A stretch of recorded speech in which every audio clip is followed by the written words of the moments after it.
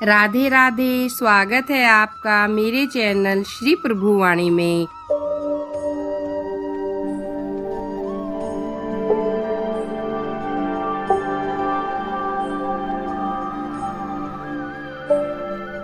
आज की इस वीडियो में हम आस माई की पूजा और कथा सुनेंगे।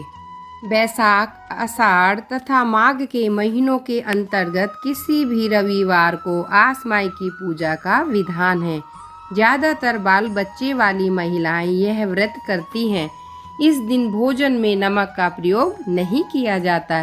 तांबूल पर सफ़ेद चंदन से पुतली बनाकर 4 कौड़ियों को रखकर पूजा की जाती है। इसके बाद चौक पूर कर कलश स्थापित करते हैं। उसी के समीप आस माई को स्थापित करते हैं। पूजा के बाद पंडित 12 पोटलियों वाला मांगलिक सूत्र व्रत करने वाली महिलाओं को देते हैं। भोग लगाते समय इस मांगलिक सूत्र को धारण करना चाहिए। आइए सुनते हैं आस माता की कथा। एक राजा के एक लड़का था। वह लाड़ प्यार के कारण मनमाने कार्य करने लगा था।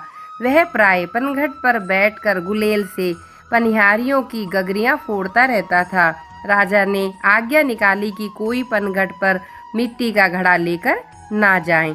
सभी स्त्रियां पीतल व तांबे के घड़े पानी के लिए ले जाने लगी। अब राजा के बेटे ने लोहे तथा शीशे के टुकड़ों से पनिहारे के घड़े फोड़ने शुरू कर दिए। राजा बहुत क्रोधित हुआ तथा अपने पुत्र को देश से निकल जाने की आज्ञा निकाल दी। राजकुमार घोड़े पर बैठकर वनों को चल दिए।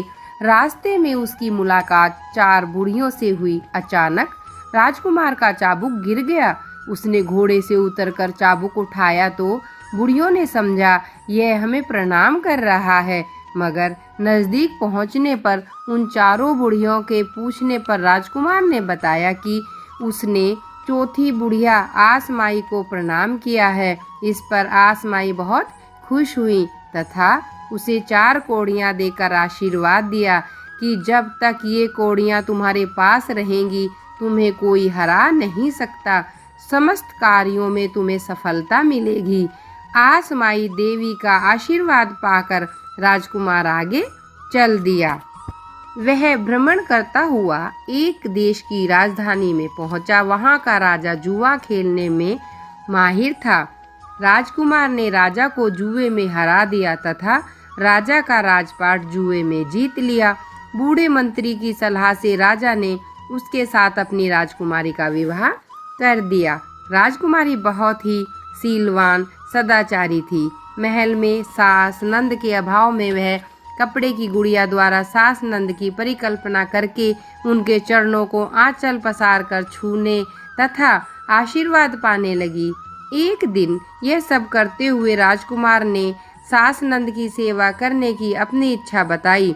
इस पर राजकुमार सेना लेकर अपने घर को निकल गया।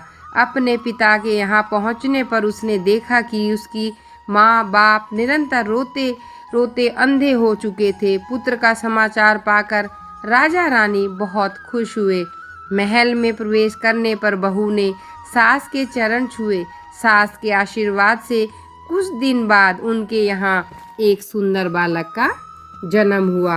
आस माई की कृपा से राजा रानी के नेत्र भी लौट आए तथा उनके सारे कष्ट दूर हो गए। हे आस माई, जिस तरह आपने राजा रानी और उसके पुत्र के सारे कष्ट हरे, उसी तरह हम सब के कष्ट भी हरना। आस माई की कथा समाप्त। कथा सुनने के लिए आप सबका धन्यवाद। अगर आपको मेरी वीडियो पसंद आई हो तो इसे लाइक और सब्सक्राइब अवश्य करें।